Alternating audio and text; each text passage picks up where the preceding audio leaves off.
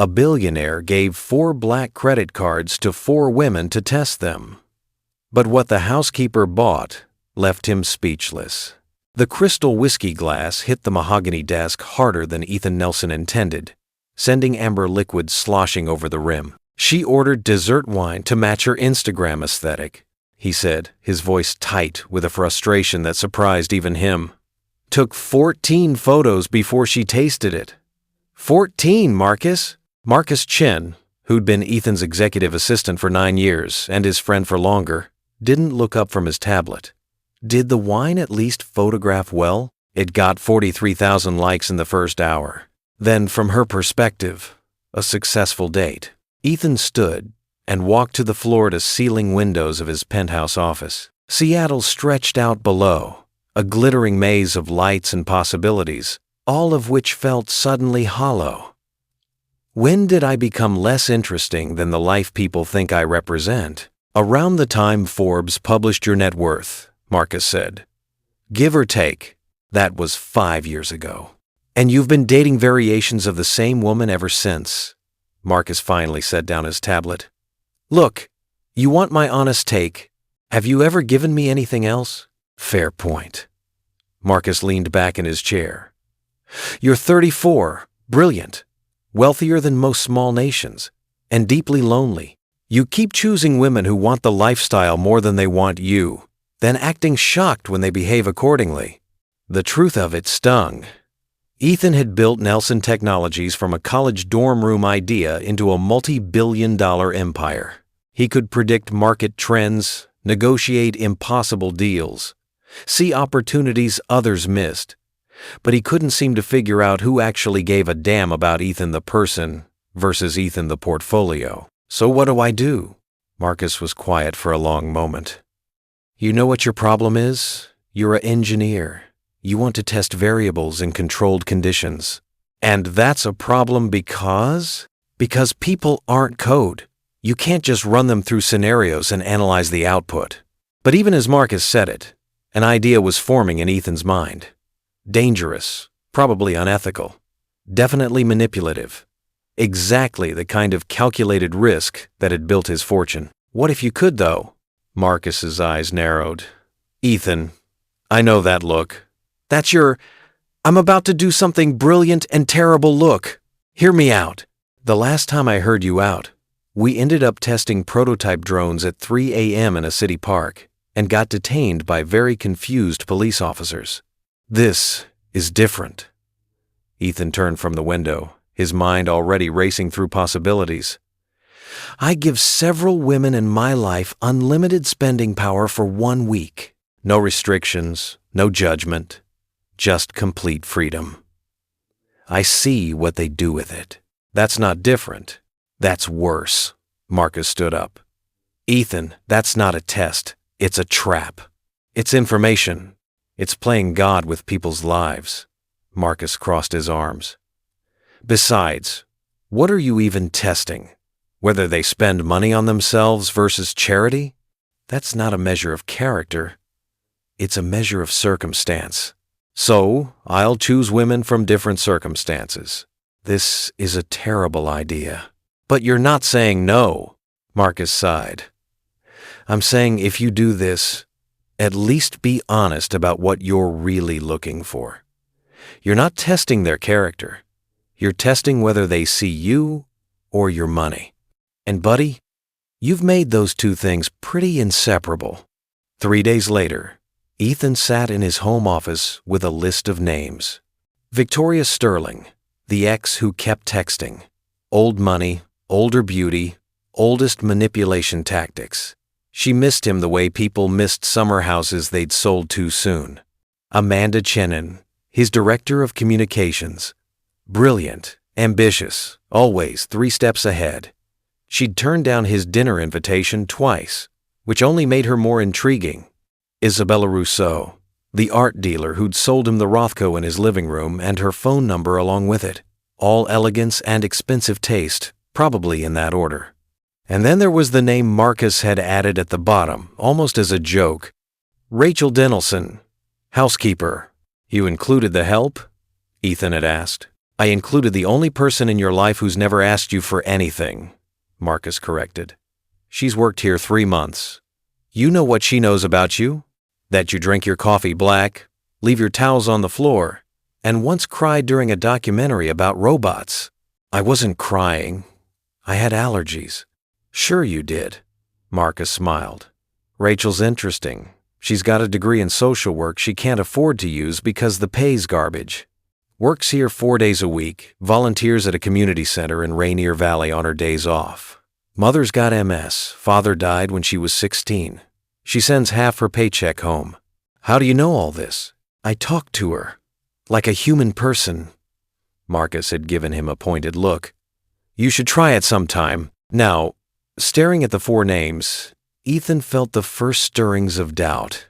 Marcus was right. This was manipulative.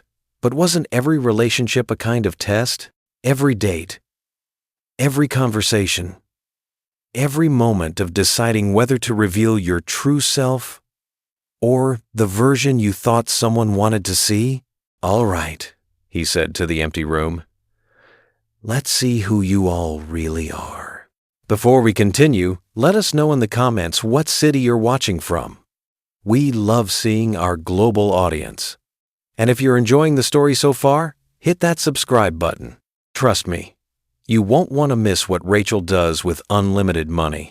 Rachel Denilson stood in front of the mirror in the penthouse's guest bathroom, giving herself what her sister Keisha called the talk. You are a professional, she whispered to her reflection. You clean toilets with dignity. You can definitely accept a weird gift from your weird boss with dignity. The black envelope sat on the counter, her name written across it in silver ink that probably cost more than her weekly grocery budget. Inside was a credit card, sleek, black, heavy, in a way that suggested it could buy things that didn't have price tags. The note had been simple. A thank you for your excellent work. Yours to use however you'd like for 1 week. No restrictions. E.N. Rachel had been working for Ethan Nelson for 3 months. And in that time, she'd learned several things. He was punctual to a fault. He forgot to eat when he was focused. He kept his personal space almost aggressively impersonal, except for a single photo of a woman who must have been his mother. And he watched people with the intensity of someone trying to solve an equation. She'd also learned he was lonelier than anyone she'd ever met, though she suspected he didn't know it himself. It's weird, right? She asked her reflection. Rich people don't just hand out unlimited credit cards. But Rachel had learned early that when life gave you strange gifts, you didn't look too hard at the wrapping paper. You took what you needed and kept moving. She picked up the card, feeling its weight.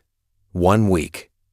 She thought about her mother's medication copays, the community center's broken HVAC system, the pile of dental bills she'd been ignoring because groceries seemed more immediately important than the dull ache in her back molar.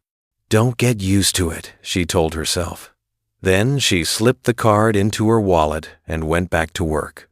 Victoria Sterling's first purchase was a $7,000 bottle of champagne, delivered to Ethan's office with a note. For old time's sake, dinner tonight? Ethan stared at the bottle, untouched, while Marcus pulled up the transaction record. She also booked a table at Canlis for 2, Marcus reported, and bought a dress at Nordstrom, $3,400, for a dinner I didn't agree to. She's assuming you'll be charmed by the gesture. I'm not. Marcus made a note. Want the rest? Over the next 2 days, Victoria's purchases painted a clear picture. A spa day, $1,200. Dinner at 3 different high-end restaurants with 3 different groups of friends. $4,800 total. New bedding for her apartment, $2,100. And a deposit on a vacation rental in Tuscany, $15,000. She's treating it like found money, Marcus observed. It is found money. No, she's treating it like her money that she found. There's a difference. Amanda Chen was more strategic. Her first purchase was a $12,000 contribution to her own retirement account. Then came professional wardrobe updates, a course on executive leadership, and a donation to her college alumni fund with her name prominently attached. She's investing in herself, Ethan said, watching the transactions populate. She's investing in her brand, Marcus corrected. Look at the pattern. Everything's either building her resume or her network. That alumni donation? She's now on the young professionals list for their next fundraiser, which is attended by half the venture capital firms in Seattle. Ethan nodded slowly. She's smart. She's ambitious. Whether that's the same as smart depends on what you value. Isabella Rousseau bought art. A small Basquiat sketch, $45,000. 2 photographs by Cindy Sherman, $18,000 each. And a sculpture from an emerging artist Marcus had never heard of, $8,500. She has good taste, Ethan admitted. She also bought herself a new wardrobe, enrolled in a wine appreciation course in Napa, and put a down payment on a BMW. Marcus looked up. The art's all at her gallery, by the way. Listed for sale markup. She's treating it like a business investment. Everything's a transaction with her. Marcus scrolled through more data. Even the emerging artist turns out he's her cousin. So she's supporting family, technically, but also padding her gallery's inventory with pieces she paid nothing for.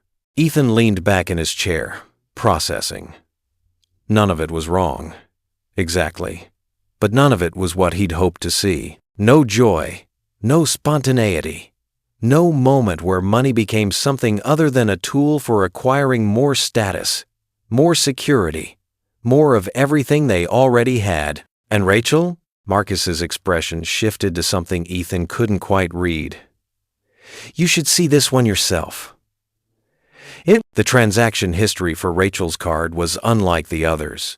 Grant Park Community Center, $2,500. Valley Medical Center, $1,840.50. Target, $347.82. Grocery Outlet, $156.43. Cash withdrawal, $500. PayPal transfer, $1,200. Where's the rest? Ethan asked. This is barely a fraction of what she could spend. Keep reading.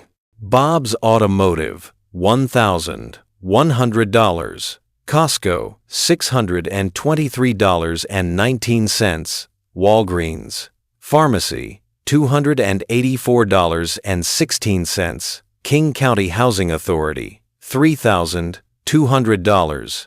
I don't understand. What is she buying? Marcus pulled up a separate document. I did some digging. The community center payment? Their air conditioning died during a heat wave. They serve about 60 kids daily in their after-school program. The medical center payment covered her mother's medication co-pays for the next 6 months. The housing authority payment?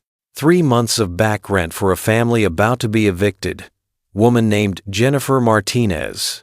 2 kids. Works at the same hospital as Rachel's mother. Ethan scrolled through the list, seeing the pattern. Everything was for someone else. What about the Target and grocery runs, school supplies and food for the community center kids? The cash withdrawal and PayPal transfer? Cash went to her mother directly. PayPal was split between her sister's textbooks and a coworker whose car broke down. Marcus paused. The Bob's Automotive charge? That's not her car. It's her neighbor's. Elderly man named Mr. Chin. No relation to me whose transmission died. He drives to dialysis 3 times a week. Ethan stared at the screen, something uncomfortable twisting in his chest. She hasn't bought anything for herself. Not entirely true. She bought scrubs, 3 pairs, $40 each. Marcus's voice was carefully neutral. She works 4 12-hour shifts in your house, then pulls 8-hour shifts at the hospital on her days off. Apparently her old scrubs were getting threadbare. The silence in the office felt heavy. Ethan thought about Victoria's Tuscany vacation, Amanda's calculated networking, Isabella's art dealing. None of it was malicious. None of it was even particularly selfish by normal standards. But next to Rachel's quiet, systematic care for everyone in her orbit, it all felt small. I need to see where this money's going, Ethan said suddenly. Not the records, The actual places. That's stalking. It's observation. It's creepy. Marcus. I'll drive, Marcus sighed. But if we get arrested, I'm telling them this was your idea. The Grant Park Community Center was a squat brick building that had seen better decades. Paint peeled from the window frames, and the parking lot was more pothole than asphalt. But inside, it was alive with noise and color. Ethan and Marcus stood in the doorway, trying to look inconspicuous, two men in business, casual at 4 p.m. on a Thursday, definitely not standing out at all. We look like cops, Marcus whispered. Or worse, developers. Before Ethan could respond, a voice cut through the chaos. Can I help you, gentlemen? The woman who approached was in her 60s, with silver locks and eyes that missed nothing. Her name tag read, Dorothy Williams, Director. We're looking to make a donation, Ethan said, which wasn't entirely a lie. Heard you do good work here. Dorothy's expression softened slightly. We try. You're welcome to look around, but mind the wet floor we just mopped. Again. New AC's working overtime to catch up after the old one died. I heard about that, Ethan said carefully. How did you manage to get it fixed so fast? Those units aren't cheap. Angel donor. Dorothy smiled. Came through right when we needed it most. Happens like that sometimes if you're lucky. They wandered through the center, observing. Kids clustered around tables doing homework, getting help from volunteer tutors. A teenager practiced piano in a corner, the instrument slightly out of tune but played with concentration. In the gym, a pickup basketball game raged with a kind of intensity that suggested long-standing rivalries. Then Ethan saw her. Rachel was in the kitchen area, wearing worn jeans and a faded Howard University t-shirt, her hair pulled back in a ponytail. She was teaching 3 kids how to make something that looked like very messy tacos. No, Marcus. You gotta let the cheese melt first, she was saying to a boy of about 10. Otherwise, it's just cold cheese on warm meat, and that's a crime against tacos. My mom makes it this way, the boy protested. Then your mom's a criminal. A delicious criminal, but still. Rachel caught his expression and softened. Okay, you know what? There's no wrong way to make a taco. That's the beauty of tacos. They're forgiving. Unlike math, a girl muttered from the end of the counter. Unlike math, Rachel agreed. But we're going to tackle that homework after we eat, and I promise we'll figure it out. Ethan watched her move through the kitchen with easy confidence, teasing the kids, listening to their stories about school and friends and the unfairness of gym class. She was completely different from the quiet, almost invisible woman who cleaned his house.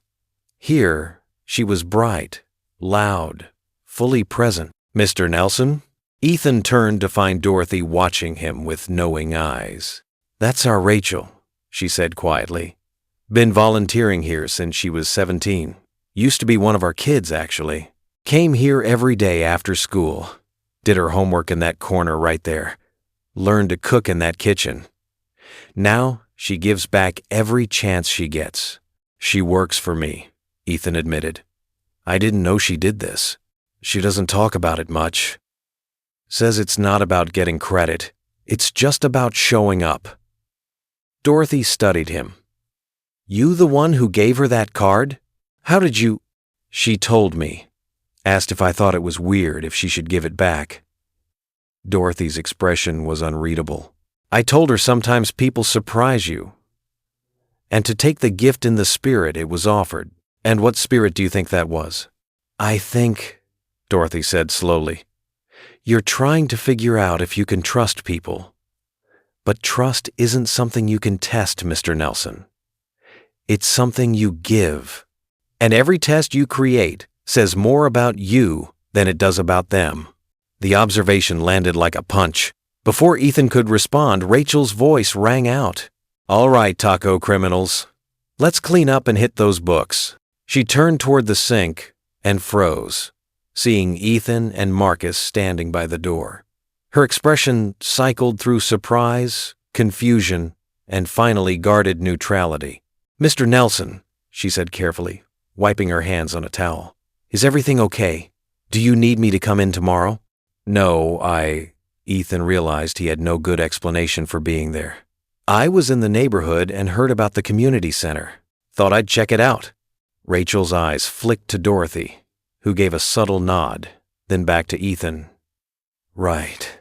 The neighborhood. Her tone suggested she knew exactly how unlikely it was that Ethan Nelson wandered through Rainier Valley for fun. Well, you're welcome to stay. We're about to do homework help if you want to test your algebra skills. It was a challenge, gently delivered.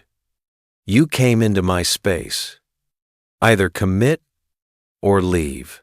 Actually, Marcus said, jumping in, we should get going.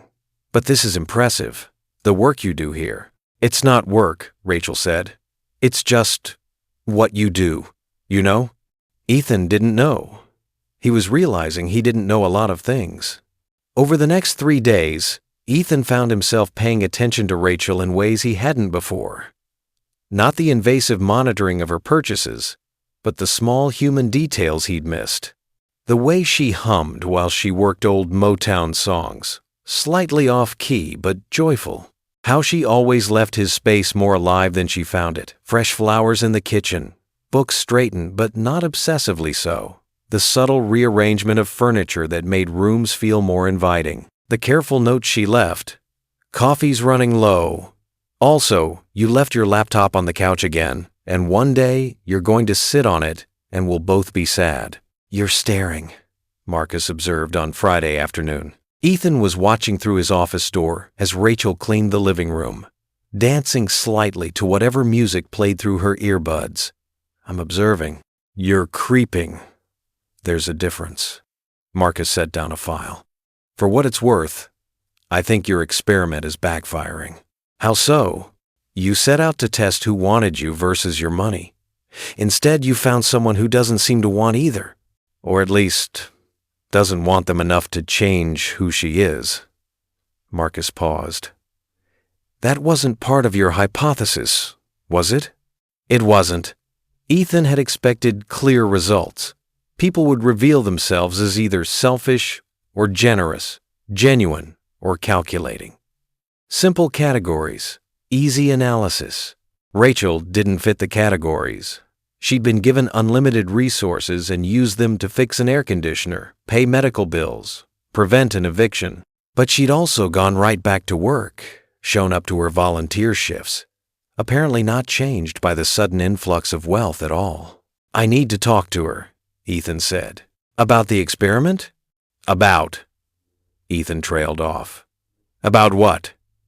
Hey, I've been running a secret test on your character, and congratulations, you passed? That sounded manipulative even in his head, which it was, because it had been. Be honest, Marcus advised. It's scarier, but it works better. Rachel knew something was coming. She'd worked enough jobs, navigated enough spaces where she didn't quite belong, to recognize the signs. Ethan had been watching her all week, not obviously, but enough that she felt it.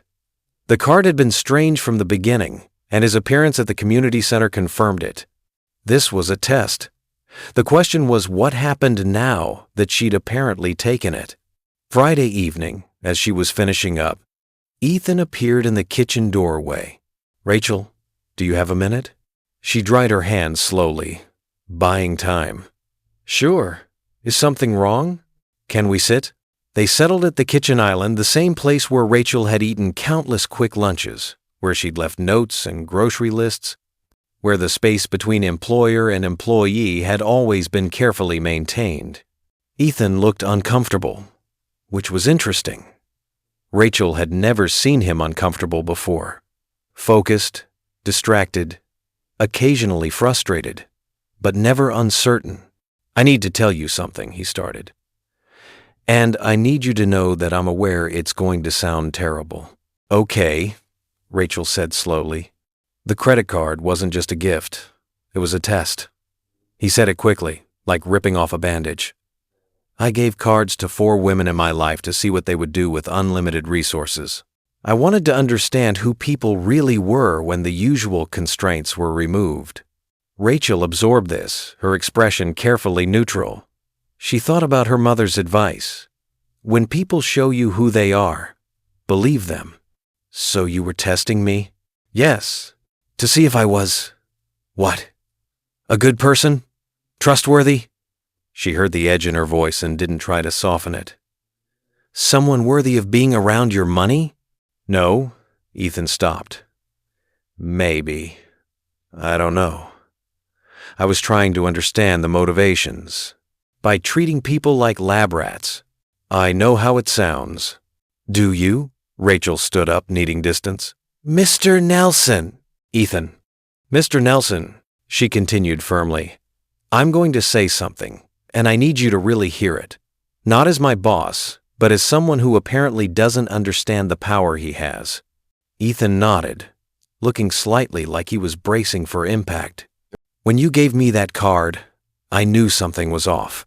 People like you don't just hand people like me unlimited money without strings. But I also knew my mother needed medication, and the community center needed air conditioning, and Miss Martinez was about to lose her apartment. She met his eyes. So I took your weird test, and I used your money, and I'm not sorry about that. I don't want you to be. Let me finish. Her voice was sharp enough that he stopped. What I am is disappointed, because for a minute I thought maybe you saw me as a person, someone you trusted, someone you respected enough to just give a gift without making it a performance review. She shook her head. But you don't see people, Mr. Nelson.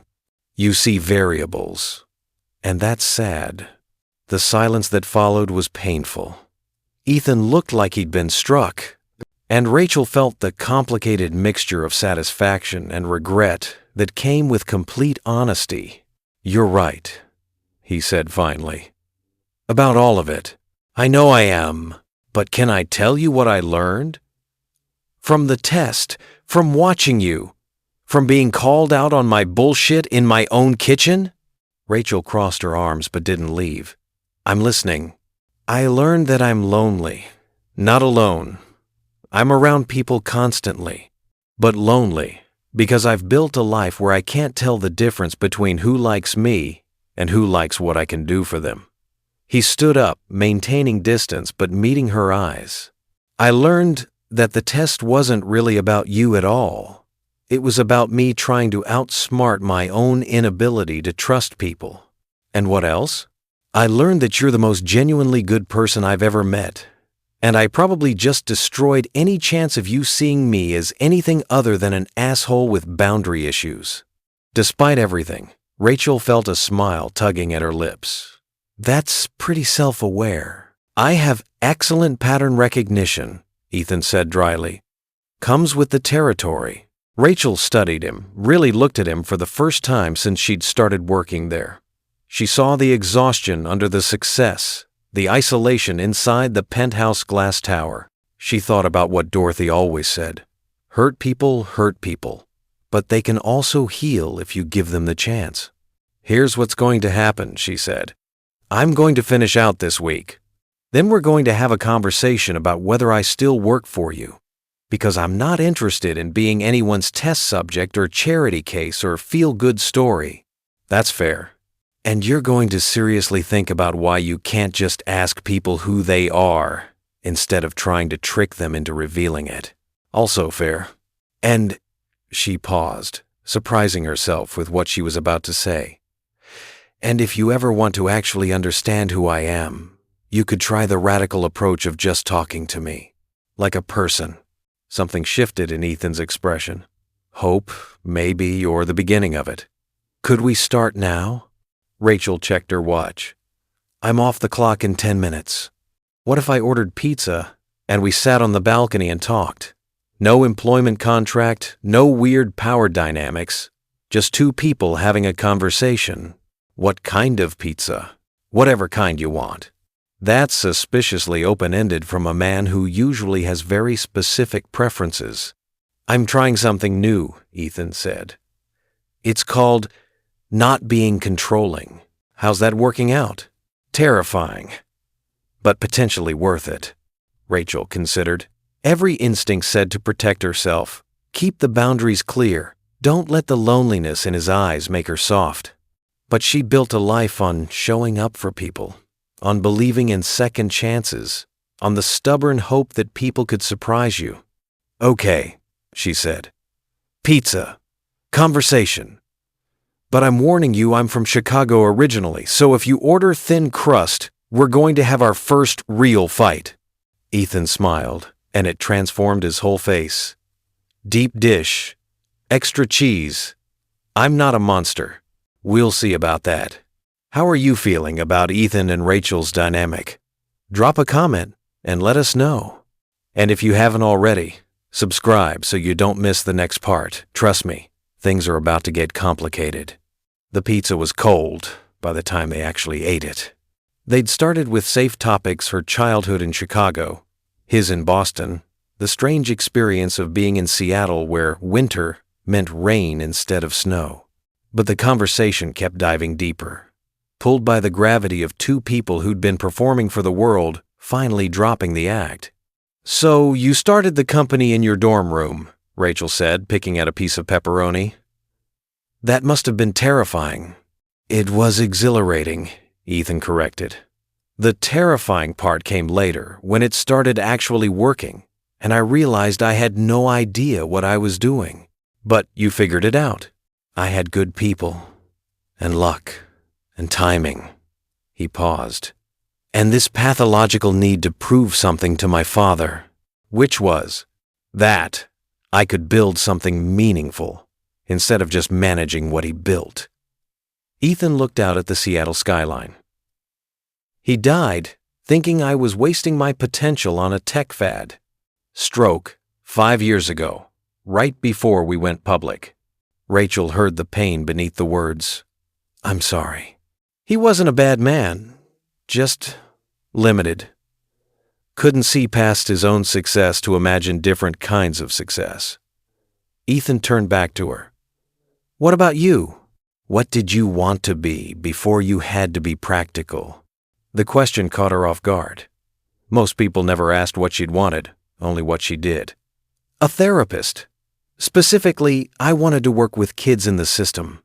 Foster care, juvenile justice, kids who fell through the cracks." "Why didn't you?" Rachel laughed, but it was hollow. "Because wanting something doesn't pay student loans, or keep your mother in medication, or help your sister finish college. Social work is beautiful. Important work that pays about $35,000 a year. I make more cleaning houses and picking up hospital shifts. That's a broken system. A lot of systems are broken. You navigate the one you're in." She met his eyes. "But yeah, sometimes I look at my degree on the wall and wonder who I would have been if I could afford to be her." They sat with that for a moment, the comfortable silence of people who understood that some truths didn't need fixing, just acknowledgement. "Can I ask you something?" Ethan said. "About the test. You can ask. When you realized what it was, why didn't you call me out immediately? Or quit? Or even just keep the card and max it out on principle?" Rachel thought about how to answer. "Because I saw what you were really testing for. Not whether I was good or bad, but whether I saw you as a person or a bank account. And the thing is," she hesitated, choosing words carefully, "I did see you, Ethan. I saw someone brilliant and lonely and so scared of being used that he couldn't tell the difference between caution and cruelty. That's uncomfortably accurate. I work in people's homes. You learn to read them. The divorced dad who keeps his kids' rooms perfect even though they only visit once a month. The woman who buys fresh flowers every week but never has anyone over to see them. The man who lives in a penthouse but keeps it like a hotel room because he doesn't know how to make it a home." She looked at him steadily. "You can see a lot about people from what they do when they think no one's watching. And what did you see about me?" "Someone worth fighting for," Rachel said simply. "Even if you were too scared to fight for yourself." The moment stretched between them, charged with possibility and danger. Ethan leaned forward slightly, and Rachel felt her breath catch. Her phone buzzed, shattering the moment. She glanced at the screen and her expression shifted immediately. "I have to go," she said, already standing. I'm sorry. It's my mother. Is she okay? I don't know. That was her facility. They only call if... She grabbed her bag, fumbling for keys. I'm sorry, I need to go. I'll drive you. You don't have to, Rachel. His voice was firm. Let me help. She wanted to say no, to keep that wall between them, to maintain the careful independence she'd built. But she saw the genuine concern in his eyes and made a choice. Okay, but drive fast. The assisted living facility was in South Seattle, a decent place that cost most of what Rachel and her sister could scrape together each month. The night nurse met them at the desk, her expression professionally sympathetic. Miss Dennelson, your mother had a fall. She's okay. She raised a hand at Rachel's expression. But she's shaken up, and we want to keep her under observation tonight. Can I see her? Of course. Room 237. Rachel moved on autopilot, barely registering that Ethan was following until they reached the room. Her mother lay in the bed, looking smaller than Rachel remembered. MS was like that, stealing pieces of you bit by bit until you looked like a sketch of your former self. Baby, Lorraine Dennelson said, her voice weak but warm. I'm fine. They're making a fuss over nothing. Mom, you fell. Rachel took her hand, careful of the foot. I tripped. There's a difference. Lorraine's eyes shifted to Ethan, curiosity sparking. And who's this? I'm Ethan. I work with Rachel. Rachel appreciated the careful phrasing, not her employer, just someone she worked with. A small dignity, but it mattered. Well, Ethan, who works with Rachel, it's nice to meet you, even if I look like I've been through a tumble dryer. Lorraine smiled, and Rachel saw the woman her mother had been before the disease, vibrant, funny, fully present. You're the one who gave her that fancy card, aren't you? Mom. Oh, don't mom me. I know about the card and the test. Lorraine looked at Ethan with sharp eyes. My daughter told me everything because we don't keep secrets. So I'm going to tell you something, young man, and you're going to listen. Ethan nodded, looking like a kid called to the principal's office. Rachel is the best person I know. Not because she's my daughter, though she is, and I'm proud of that, but because she chose to be good in a world that doesn't always reward it. She could be bitter. God knows she's got cause. Instead, she shows up. For me, for her sister, for strangers, for kids at that center. Lorraine's voice grew stronger. So, if you're looking for someone who'll see you for who you are instead of what you're worth, you found her. But if you hurt her, if you treat her like an experiment or a project or anything less than the miracle she is, you and I are going to have a problem. Mom! Rachel was mortified. I understand, Ethan said seriously. And for what it's worth, I already know I don't deserve her attention. But I'm trying to be someone who might, eventually. Lorraine studied him for a long moment. Well, at least you're honest. She squeezed Rachel's hand. Baby, I'm fine. You should go home and sleep. You've got work tomorrow. I'm not leaving you here. I've got nurses and cable and that cute doctor who looks like Idris Elba. I'll be fine. Mom, go. It was gentle but firm. I'll call you in the morning. Rachel wanted to argue but saw the exhaustion behind her mother's bravado. The kind of exhaustion that came from having an audience for your weakness. Okay, but I'm calling you at 7. Make it 8. Even sick people need their beauty sleep. In the parking lot, Rachel finally let herself shake. Ethan was there immediately, not touching but present. She's going to be okay, he said. You don't know that. No, but she's strong. I could see it. Rachel laughed, slightly hysterical. She fell because her legs don't work right, because her immune system is attacking her nervous system, and there's nothing anyone can do except slow it down and hope. She looked up at the night sky, fighting tears. You know what the worst part is? I can't even be angry about it. She's not sick because anyone did anything wrong. It's just random. Cruel randomness. That is the worst part, Ethan agreed. When there's no one to blame, nothing to fix, just the reality of it. They stood there in the parking lot, the city alive around them, both feeling the weight of things they couldn't control. Thank you, Rachel said finally. For driving, for staying, anytime. He meant it. Can I take you home? I should get my car. We'll get it tomorrow. Right now, let me make sure you get home safe. Rachel was too tired to argue. They drove in comfortable silence, the city passing by in streaks of light. When they pulled up to her apartment, a modest building in Columbia City, nothing like his penthouse but hers, she didn't immediately get out. Ethan? Yeah? This thing between us, whatever it is, or could be, it's complicated. I know. You're my employer. You're wealthy in ways I can't even conceptualize. You're white and I'm black, and while I'd love to pretend that doesn't matter, we both know it does. She turned to face him. And you tested me, which I'm still processing. All valid points. So why does this feel like it might be worth it anyway? Ethan was quiet for a moment. Because I've spent years around people who know how to be wealthy, how to network, how to succeed.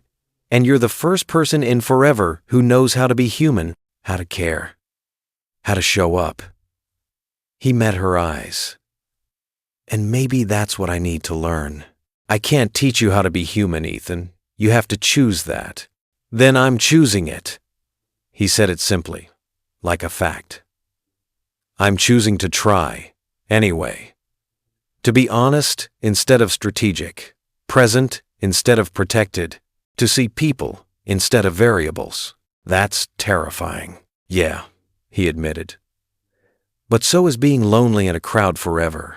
Rachel leaned over and kissed his cheek, light and quick. Baby steps, Mr. Nelson. Baby steps. She got out of the car before he could respond, but she was smiling as she walked into her building, and Ethan sat in the car for a long time afterward, touching his cheek and feeling something he hadn't felt in years. Hope. Monday morning brought consequences. Rachel arrived at the penthouse to find 3 women in the living room, all looking at her with varying degrees of hostility. Victoria Sterling lounged on the designer couch like she owned it. Amanda Chen stood by the window with her arms crossed. Isabella Rousseau examined the artwork with affected disinterest. The help is here, Victoria announced. Should we continue, or is this conversation not for the hired staff? Rachel felt the slap of it, but kept her expression neutral. She dealt with worse from better people. I'll just get started on the kitchen. Actually, Ethan's voice came from his office doorway. Rachel is joining us. Sit, please. She saw him then, and something was wrong. His expression was carefully controlled, but she recognized tension in the set of his shoulders. What's this about? Rachel asked, not sitting. An intervention, Victoria said sweetly. We're concerned about Ethan's judgment lately. My judgment is fine, Ethan said tightly. Is it? Amanda stepped forward, pulling out her phone. Because from where I stand, you've been making some interesting choices. Like this.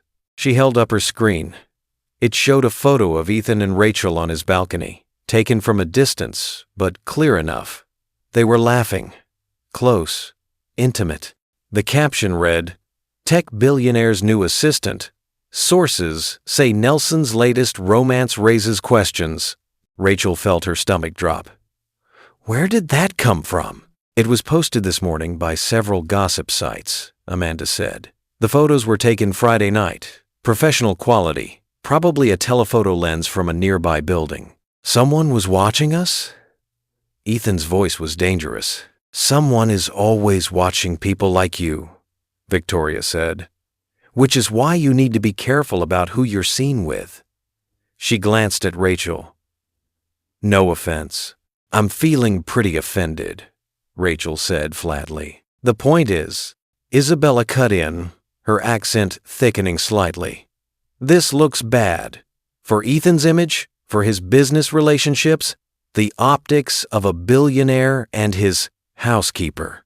Say what you mean, Rachel said. The anger was building now, hot and clarifying. You don't like that he's interested in someone who cleans toilets instead of running a department. Someone who didn't go to the right schools or have the right connections. It's not about that. Yes, it is. Rachel turned to Ethan. This is exactly about that. I'm not the right kind of woman for your world. Not educated enough, not refined enough, not white enough. Rachel, Ethan started. Oh, please, Victoria interrupted. Don't make this about race. It's about appropriateness. Ethan has a certain position to maintain, and parading around with the help undermines that. I'm not parading anyone, Ethan said coldly. And Rachel is not the help. She's… What? Victoria challenged. Your girlfriend? After 3 months of cleaning your house? How progressive of you. The venom in it made Rachel's choice crystal clear. She looked at Ethan and saw him struggling. Saw the part of him that wanted to defend her fighting with the part trained from birth to maintain decorum, to handle things strategically. She was done waiting for him to choose. I quit, she said simply. Rachel, no. I'm not doing this. She set her bag down, pulled out the keycard to the penthouse. I'm not going to be the project or the controversy or the test case for whether you can date outside your tax bracket. I'm worth more than that. You are, Ethan said urgently. Rachel, you absolutely are. Then prove it. She met his eyes. Tell them. Tell them I'm not a project or a scandal or a phase. Tell them you see me as an equal, not a good deed. The silence was brutal. Rachel could see him calculating, weighing his words, trying to find the strategic response. That was enough to answer. That's what I thought. She walked toward the door. Rachel, wait. Let her go, Victoria said. This is for the best. Rachel paused at the door, looked back at the tableau. 3 wealthy women protecting their world from invasion. 1 wealthy man who couldn't decide if she was worth the risk, and herself, the girl from the South Side who'd always known deep down that fairy tales didn't come true for people like her. For what it's worth, she said to Ethan, I think you could have been brave. I think you wanted to be. But wanting isn't the same as choosing. Then she left, and the only sound was the click of the door closing behind her. Ethan stood frozen, Victoria's voice washing over him. That was dramatic, but ultimately for the best. You'll thank us later. Get out. Excuse me? He turned to face them, and something in his expression made all 3 women step back. Get out of my home. Now. Ethan, Amanda said carefully. We're trying to help. By ambushing someone I care about? By making her feel less than? By taking photos like some kind of surveillance operation? His voice was rising. Which one of you hired the photographer? Isabella's silence was telling. It was you, Ethan said flatly. You hired someone to photograph my private balcony. I was protecting your interests. My interests? My interests? He laughed, and it was not a pleasant sound. Isabella, you were protecting your access to me. All of you were. Because God forbid I choose someone who sees me as a person instead of a portfolio. That's not fair, Victoria protested. Isn't it? Tell me, Victoria, when you spent $15,000 on a vacation rental, was that about me or about having a place to post Instagram photos tagged with my name? That's not… He turned to Amanda. And your retirement fund contribution, your networking donations, were those about securing your future or about making sure you had something to show if this, he gestured between them, didn't work out? Amanda's professional mask slipped. That's how the world works, Ethan. You plan for contingencies. And you, he faced Isabella. The art you bought and immediately listed for sale in your gallery, was that supporting artists or just using my money to pad your inventory? I have a business to run. Exactly. All of you do. You have angles, strategies, contingencies. And Rachel, his voice softened. Rachel had hungry kids and a broken air conditioner and a neighbor who needed to get dialysis. That's the difference. That's always been the difference. So what? Victoria said acidly. You're choosing the help over us? I'm choosing someone real over performances. I'm choosing honesty over strategy. I'm choosing Rachel. Yes, but more than that, I'm choosing to stop being the man who needs to test people's loyalty instead of earning it. You're making a mistake, Amanda said. Maybe, but it's my mistake to make. He walked to the door, opened it. Thank you for making this clear. I'm done playing games. They filed out, dignity ruffled but maintained. Victoria paused at the door. When this blows up and don't come crying to us. I wouldn't dream of it. When they were gone, Ethan stood in his empty penthouse and realized he'd made a choice, just not the one that mattered most. He needed to find Rachel. What's your take on Ethan's choice? Should Rachel give him another chance? Let us know in the comments, and make sure you're subscribed because this story is about to take a turn you won't expect. Rachel made it 3 blocks before she started crying. Angry tears, frustrated tears, the bitter tears of someone who'd let herself hope and gotten reminded why hope was dangerous. Her phone buzzed. Ethan, of course. She ignored it. Then Keisha, her sister. Girl, you're trending on Twitter. Call me. Rachel pulled up Twitter with shaking hands. Number Nelson scandal was trending. The photos were everywhere, dissected from every angle.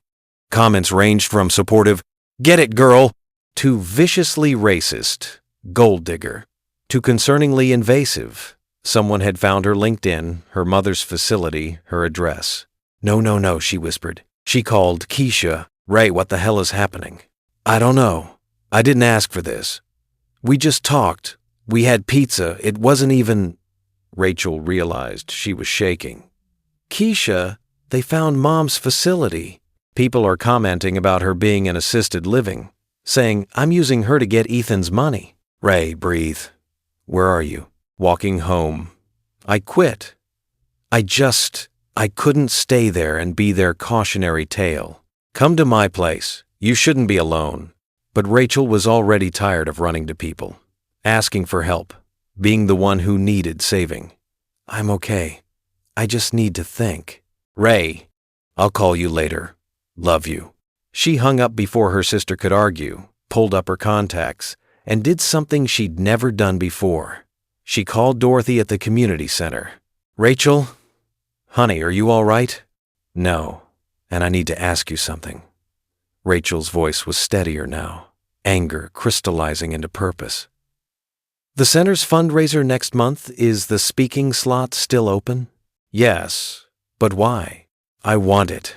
I want to tell our story. Not the sanitized version for donors, the real one. Where we came from, why this work matters, what it actually means to serve communities, instead of just talking about it. Rachel, if this is about that mess online, it's not. Or it is, but not the way you think. Rachel stopped walking, stood in the middle of the sidewalk while Seattle moved around her. I'm tired of being small. I'm tired of apologizing for where I'm from and what I do. And I'm really tired of rich people treating charity like a hobby instead of a responsibility. Tell me what you need. I need a platform. I need the truth to matter more than the gossip. And I need to do this for me, not for Ethan, not to prove anything to those women, but because I matter. Dorothy was quiet for a moment. You've always mattered, honey. But I'm glad you're finally angry enough to make other people see it. Ethan, meanwhile, was discovering that choosing to be brave and figuring out how to execute that bravery were 2 different things. Marcus found him in his office an hour after the confrontation, staring at his phone like it might spontaneously offer solutions. I screwed up, Ethan said without preamble. Yep. She gave me a chance to defend her, and I hesitated. You did. So now I need to fix it. Do you, though? Marcus sat down uninvited. Or do you need to respect her choice to walk away from a situation that was hurting her? I can't just let her think. What you can't do, Marcus interrupted, is make this about you. Rachel set a boundary. She said she wasn't going to be your project or controversy. Barging back into her life to prove you're better than you showed yourself to be? That's still making it about your redemption, not her dignity. Ethan felt the truth of it. So what do I do? You do better. Publicly. You make a statement that makes it clear she deserves respect regardless of your relationship status. You shut down the racist, classist garbage that's proliferating online. And then you give her space to decide if she wants anything to do with you. That's terrifying. Being decent usually is. Marcus leaned forward. Look, I like Rachel. She's good, people. But she's also someone who spent her whole life navigating spaces where she wasn't fully welcomed, proving she belonged. Do you really want to be another space where she has to prove her worth? No. Then prove yours first. Not to her, to yourself. Show up as the man you said you wanted to be, not the one you've been. The statement Ethan released that afternoon was different from his usual corporate messaging. It was personal, direct, and unambiguous. There have been photos circulating of me with Rachel Dennelson. Rather than address the gossip, I want to address the values those photos seem to have violated. Rachel is an extraordinary woman, intelligent, compassionate, dedicated to service in ways I'm still learning to understand. She's been a presence in my life for 3 months, first as someone who worked in my home, and more recently as someone I hoped might be part of my future. The response to our connection has exposed something ugly, the persistent belief that people are worth what they own rather than who they are. The racist and classist commentary directed at Rachel is not just wrong, it's revealing. It shows how conditional our stated values of meritocracy and equality really are. Rachel owes no one an explanation for her choices, her background, or her worth. Neither do I owe anyone justification for seeing her value. But I do owe an apology to her for not being faster to defend her against the kind of scrutiny that wealth and whiteness often protect people like me from facing. Going forward, Nelson Technologies will be implementing new initiatives to address economic inequality and access in tech, not as PR, but as a commitment to values over optics. Details will follow. To Rachel, you were right. Wanting to be brave isn't the same as choosing it. I'm sorry I hesitated. You deserve better. Ethan Nelson. Marcus read it over his shoulder. That's gonna piss people off. Good. Let them be pissed. Ethan hit publish before he could second-guess himself. What are the initiatives you mentioned? I mentioned? The economic inequality programs. We're doing them. Ethan, you can't just commit to major initiatives in a Twitter thread. Then help me figure out how. Scholarship programs, training pipelines, community partnerships. I want it real, substantial, not just optics. Marcus studied him. You know this doesn't fix things with Rachel. I know.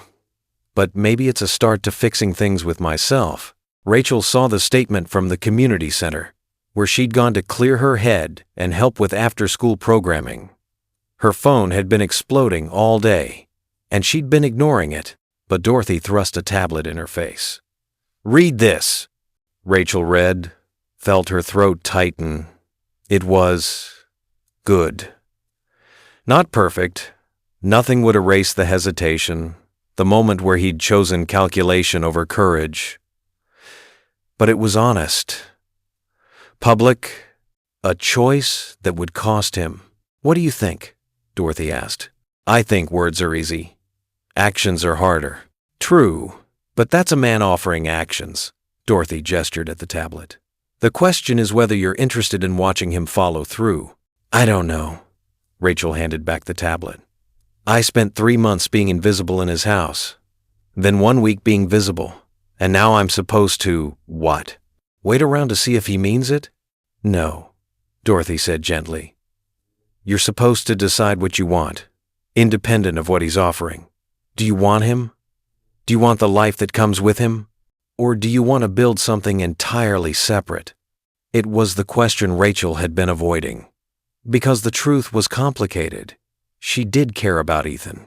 She saw the good in him, the potential. But she'd also seen the hesitation, the way he calculated when he should have simply stood up. Could she build a life with someone she'd always be proving herself worthy of? I don't know, she admitted. I genuinely don't know. Then you've got time to figure it out. But Ray, Dorothy waited until she looked up. Whatever you decide, make sure it's because you want it, not because you think it's what you deserve. You deserve everything, baby. Don't forget that. 3 weeks passed. Ethan threw himself into work with a focus that Marcus recognized as either productivity or avoidance, possibly both. The initiatives he'd promised weren't just talking points, they were becoming real programs. Partnerships with community colleges, scholarship funds, a complete overhaul of Nelson Technologies' hiring practices to actively recruit from overlooked communities. You're actually doing it, Marcus said, reviewing the proposals. Did you think I wouldn't? I thought you might do it halfway. PR-friendly but not fundamentally disruptive. Marcus looked up. This is disruptive. The board is going to fight you. Let them fight. I'm tired of building things that only work for people who already have advantages. It was a Wednesday afternoon when Dorothy called. Mr. Nelson, this is Dorothy Williams from Grant Park Community Center. Miss Williams. Is Rachel? Rachel is fine. And before you ask, I'm not calling on her behalf. She doesn't know I'm contacting you. Dorothy's voice was firm. I'm calling because our annual fundraiser is this Saturday. Rachel is speaking. And I think you should be there. Does she want me there? I think that's a question you need to ask by showing up and respecting her answer. That's cryptic. That's all you're getting. 7 p.m., Grant Park Community Center. Dress down, we're not the Met Gala. She paused. And, Mr. Nelson? Come because you care about the work, not just because of Rachel. She can tell the difference. Saturday evening, Ethan stood outside the community center in jeans and a plain shirt, feeling more nervous than before any board meeting. The parking lot was full of modest cars, families unloading covered dishes, kids running around in their Saturday best. He didn't belong here, and everyone knew it. But he walked in anyway. The rec room had been transformed with donated decorations and string lights. A small stage was set up at one end, flanked by photos of the center's kids. Ethan recognized Tommy, Sarah, Michael from Rachel's stories. Their faces, full of hope and mischief, stared back at him. You came. He turned to find Dorothy approaching, wearing a brilliant African print dress and a knowing smile. I did, though I'm not sure I should have. That's honest. She gestured to a seat near the back. Sit there, listen, and for God's sake, don't make this about you. The evening started with dinner potluck style, everyone contributing. Ethan found himself squeezed between a grandmother who kept putting food on his plate and a teenager who was deeply unimpressed by his existence. You the billionaire? The kid asked.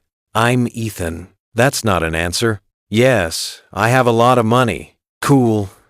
You gonna give some to us? Or are you just here to feel good about yourself? The grandmother swatted the kid's arm. Jerome, manners! It's a fair question, Ethan said. He looked at Jerome. I'm here because someone I care about cares about this place. And because I'm trying to figure out how to use what I have in ways that actually matter. So, yeah, I plan to give some. But more than that, I want to listen and learn what would actually help. Jerome studied him. You're less impressive in person. I get that a lot. But you didn't lie or make promises you can't keep. So maybe you're not completely useless. High praise, the grandmother said dryly. Then Dorothy was at the microphone, welcoming everyone. And the room settled. There were brief speeches from staff, testimonials from parents, a presentation from the kids themselves about what the center meant to them. And then, I'd like to introduce someone who knows this place from both sides as a kid who grew up here and as an adult who gives back. Please welcome Rachel Dennelson. Rachel walked onto the small stage. and Ethan's breath caught. She wore a simple blue dress, her hair natural and framing her face, and she looked nervous but determined. She saw him in the back row. Their eyes met for a fraction of a second, and he couldn't read her expression before she looked away. "Hi, everyone," Rachel began, her voice slightly shaky. "My name is Rachel, and I'm an orphan." A ripple went through the room. It wasn't the usual opening. I don't usually lead with that because it makes people uncomfortable. They want to offer sympathy, or fix it, or tell me inspiring stories about people who overcame worse. But tonight, I want to talk about what it actually means. Not the Hallmark version, the real one. She gripped the microphone stand. "I was left at a hospital in Chicago when I was 3 days old. My mother was 17, poor, and terrified. She made the choice she thought would give me a better chance. And you know what? It did. Because I ended up in foster care, which led me to places like this center." Rachel gestured around the room. "These places, these community centers and after-school programs and volunteer-run safe spaces, they're not just nice extras. They're lifelines. When I was 8 and my foster placement fell through, I spent 6 weeks, essentially homeless, shuffled between temporary situations. This center gave me somewhere to go every day, somewhere to do homework, eat dinner, pretend life was normal." Ethan watched her, saw the vulnerability in her shoulders but also the strength. "When I was 16, I ended up at Street Francis' home here in Seattle. Different state, same story. A kid with no permanent people. And again, community programs saved me, taught me to cook, helped with college applications, showed me that not having a traditional family didn't mean not having people who cared." She paused, looking out at the audience. "I'm telling you this not for sympathy but for context, because 3 weeks ago, I became temporarily internet famous. Photos of me with someone well-known made the rounds, and the comments." She laughed, but it was edged with pain. "The comments reminded me that no matter how far I come, some people will always see where I started as a deficit." The room was completely silent. But here's what I learned from growing up in places like this. Your starting point doesn't determine your worth. The grandmother who volunteered here when I was 10 and taught me to braid hair, she had more wealth and kindness than most billionaires have in banks. The teacher who stayed late to help me with math, the older kid who made sure I got home safe, the staff member who slipped me groceries when she knew I was hungry, that's real wealth. Rachel's voice grew stronger. "So when people ask me if I'm ashamed of being a housekeeper, of cleaning toilets, of doing menial work, my answer is no. Because work has dignity, all work, and I'm not defined by what I do to pay bills. I'm defined by what I do when no one's watching, how I show up for others. Whether I use whatever privilege or resources I have, even if it's just time and attention to make someone else's path easier." She looked directly at Ethan then, and he felt the weight of it. "A few weeks ago, someone gave me a test. They wanted to see what I'd do with unlimited resources, and I didn't realize it was a test at the time, but looking back, I'm glad it happened. Because it made me clear about my values. I didn't need a test to know I'd help kids and pay medical bills and fix broken AC units. That's just who I am. But the test revealed something else it showed me. I've been making myself small to fit into spaces that were never built for people like me. Apologizing for my background, my work, my existence in rooms where wealth equals worth. And I'm done with that." The room erupted in applause. Rachel waited for it to settle. "So here's what I want you to take away tonight. This center matters because it tells kids like me that they matter. Not as charity cases or statistics, but as people with inherent worth. And when you support places like this with money, time, attention, advocacy, you're not being generous. You're being just. You're correcting an imbalance in a world that's set up to reward people who already have advantages." She looked around the room. "To the donors here tonight, thank you. Your money matters, truly. But more than that, your presence matters. The fact that you're here, eating potluck, listening to our stories, seeing these kids as kids, and not projects that matters more than any check. Rachel's eyes found Ethan again. And to anyone who's trying to figure out how to use their privilege well, start by listening. Not performing listening, actually listening. Let the people you want to help tell you what they need instead of deciding for them. Show up consistently, not just when it's convenient or when there's a camera. And understand that you're not a savior, you're a partner in work that's bigger than any individual. She stepped back from the microphone. Thank you for letting me speak, and thank you for making this place a home for kids who need one. The applause was thunderous. Rachel left the stage quickly, disappearing into a side room, and Ethan sat frozen, processing everything she'd said. The direct call-out, the grace of it, the challenge embedded in every word. "You gonna sit there, or you gonna go talk to her?" Jerome asked from beside him. "I don't know if she wants to talk to me. Only one way to find out. And dude, if you screw this up after a speech like that, you're even dumber than you look." "Jerome," the grandmother scolded. "He's not wrong," Ethan admitted. He stood, made his way through the crowd, offering congratulations and thanks to various people, and found the side room. Rachel was there, drinking water and looking drained. "That was incredible," he said from the doorway. She turned, and her expression was guarded. "Thank you. Can we talk?" "Depends. Are you here as the guy from my past, or someone who wants to be in my future?" "Honestly, I don't know. I'm here because I needed to see you, to hear you, to understand." He struggled for words. "To understand if there's any possibility you'd give me another chance." Rachel set down her water. "Ethan, I meant what I said up there. I'm done making myself small. If we do this, if there's any version of an us, it has to be as equals. Not you lifting me up or me proving I'm worthy. Equals. I know.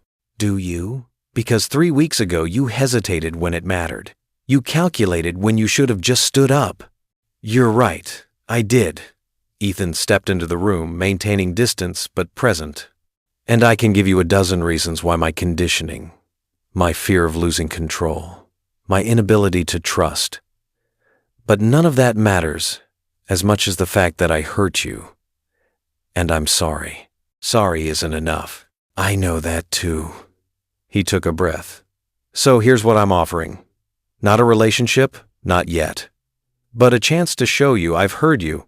I'm implementing the programs I promised. I'm going to therapy because Marcus insisted, and he's right. I'm learning to lead with values instead of strategy." "That's good. You should do those things. But Ethan," Rachel's voice softened, "you should do them for you, not for me." "I am, but I'd also like permission to do them near you. To show up here, at the center, not as a donor looking for credit, but as someone willing to learn, to let you see the work, the change, the commitment. And then, if you decide I'm someone worth having in your life, we can talk about what that looks like." Rachel was quiet, studying him. "You know what you're asking for." "Time, patience, a chance to prove I can be the man you saw potential in. And if I decide you're not, then I'll respect that and be grateful I learned these lessons anyway." She crossed her arms, and he could see her thinking, weighing, deciding. Okay. You can show up. Here, at the center, consistently. We need volunteers for tutoring on Thursdays. You any good at math? I built a tech company. Math's kind of essential. Then Thursdays, 6 to 8. If you miss more than twice without a valid reason, we're done trying. Deal." "And Ethan?" She met his eyes. "This isn't about winning me back. This is about you figuring out who you are when wealth isn't the answer. You clear on that?" "Crystal." "Good. Now get out of here. I've got cleanup to help with, and you're distracting." He smiled, turned to leave, then paused. "Rachel? Yeah? Thank you for the chance and for that speech. You're right about everything." "I usually am.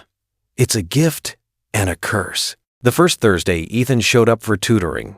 The kids were skeptical.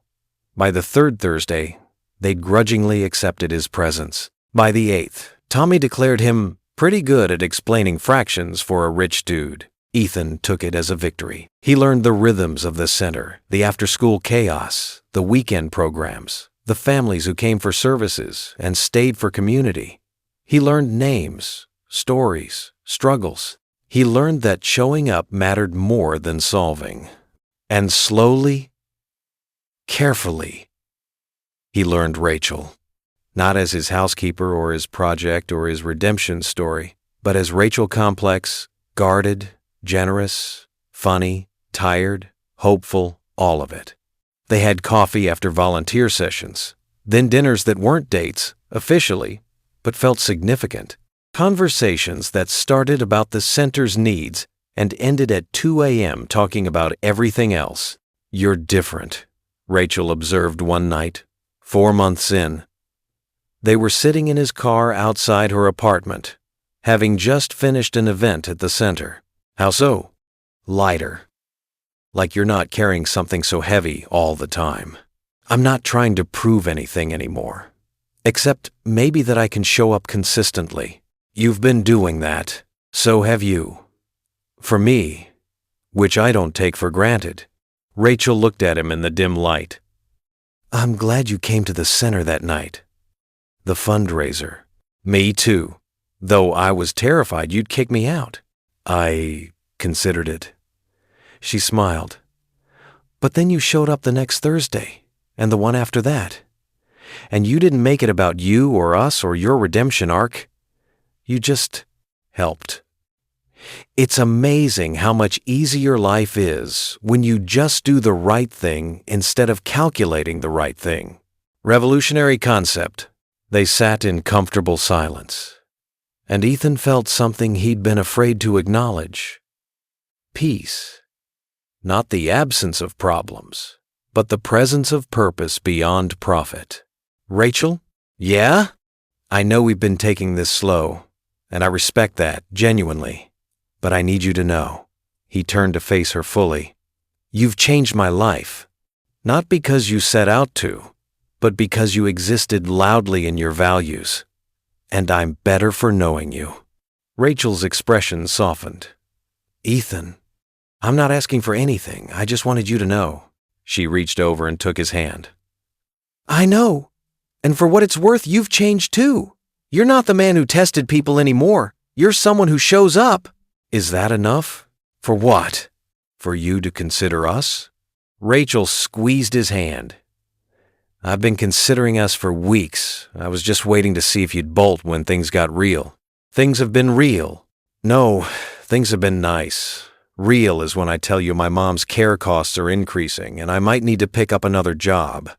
Real is when the center needs more money than you can personally provide, and you have to fundraise like everyone else. Real is when we disagree about something important and have to work through it instead of you just deferring to my experience."